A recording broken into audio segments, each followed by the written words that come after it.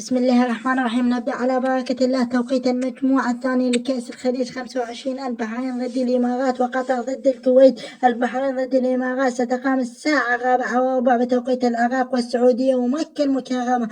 أما المباراة الثانية المنتخب القطري ضد المنتخب الكويتي، ستقام المباراة الساعة 7:15 بتوقيت العراق، والسعودية ومكة المكرمة. أتمنى منك تشترك بالقناة وتضع لايك.